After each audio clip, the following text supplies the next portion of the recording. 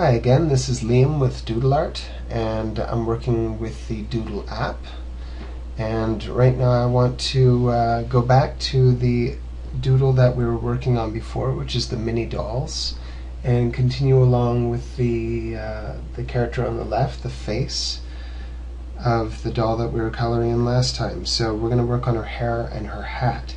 So I'm going to go to Start a New Doodle-Art, select Mini Dolls, which is what I'm working on now, and using the two-finger gesture, zoom in and see the focus of where we want to work.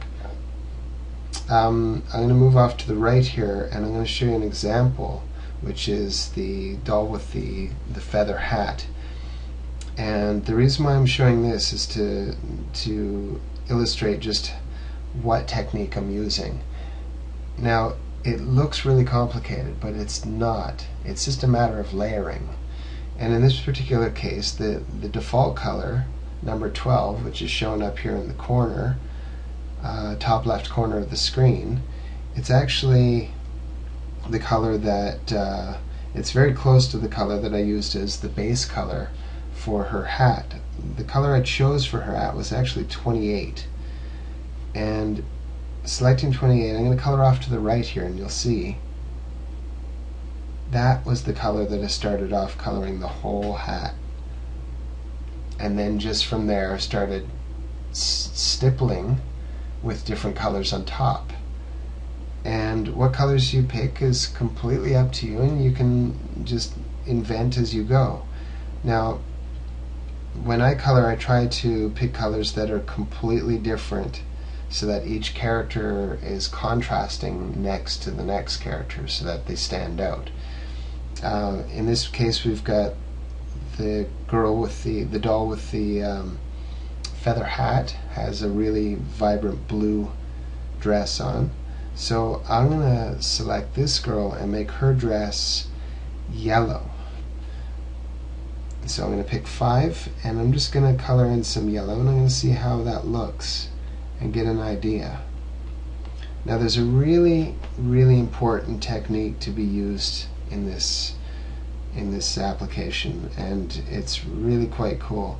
If you're going to do any coloring, let's say stippling, where you're going to be making several additions, let's say, you know, like putting in all the color in the feathers, then what you want to do is you want to hit save first, because your undo button gives you 5 undos, and if you go beyond that, then you're kind of committed to that. So hit save, and then if I start coloring, let's say here I want to do like that. I can only undo the last 5 moves. See, now I'm stuck with those. But that's okay, because I hit save before I did that. So all I do is I go to main menu, and I select no, I don't want to save that. I go back to my doodle, and there it is, before I made those moves that went beyond 5 undos. So that's a really good little safety, and if you get in the habit of using that, then you won't have to recolor an area. I mean, it's not a big deal if you do. It's really, you know, because every color just covers the last color. So if I had stippled too many times on there and I couldn't undo it, then I just grab that yellow again and start coloring. So I'm going to select the original color, which was 5, and there, it's really that simple. So in this case, I like the yellow. I think it looks good. I'm going to select a slightly smaller marker size, so I have a little more control. And I'm going to go in here, and being relatively careful, I'm just going to color in and get an idea how that color looks and whether or not I want to stick with it.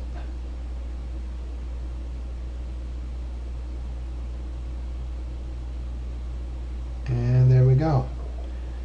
Now I can I can see roughly what it looks like. I can zoom out and say that looks pretty good. I like it. And the chances are that I would continue with that color for the rest of the dress. That's obvious. But I would also use that color in the hat and make her hat match. I don't know if that's bad fashion or not, but I'm no fashion expert, so let's find out. I'll just put a bit over here and see how well it goes with the doll next to it, and that looks really good. So I'm going to come back up to her hat and I'm going to make the bow yellow. So that's basically going to be our base color, and then from the yellow we can add shadows and other colors. You can even add patterns if you're really adventurous. So I'm going to try and keep this quick, like that.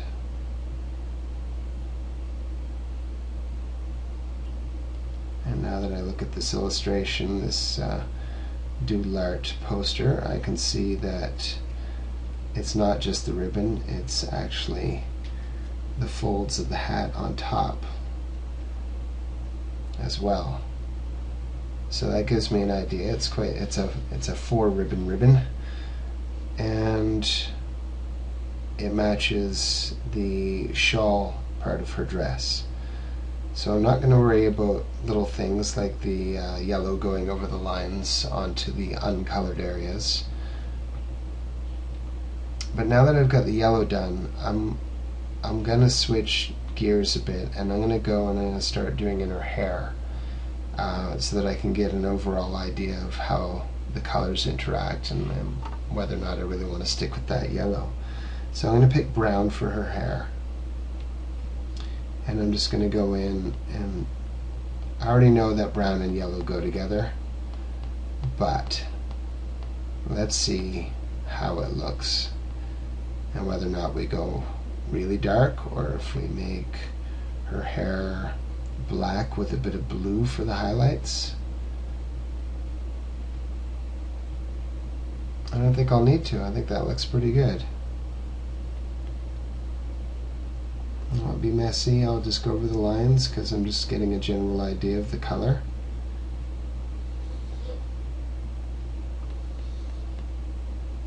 And so there we go. Now, you could say that the hair is done because the illustration has the shadows in it already.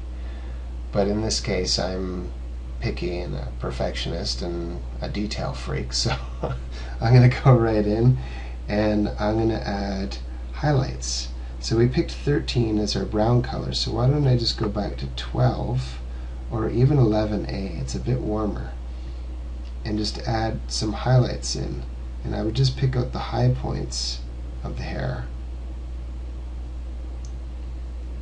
and right there, just like that, just little bits, give it some depth.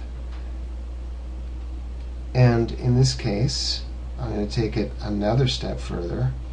Now 13A was the, or 13 was the initial color, so I'm actually going to go to 14 and start building up the shadows a bit, make them even deeper, like this. I'm actually going to make the marker size even smaller so that I can have even more control. And there we go. Now the hair is really starting to pop. It gets a lot more depth. And you want to, just like we did on the face, you want to add shadow being cast by the hat. So I'll just go like that.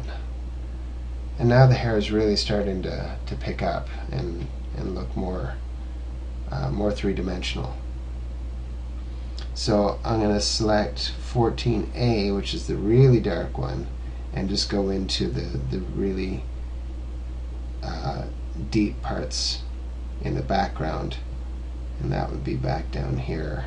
And let's move this over just along the edge there, boom, right like that, and just under the hat So now the hair has gone from being fairly dynamic to really dynamic. And let's leave it at that for this section, and then we'll move on to the hat and the yellow dress in the next section.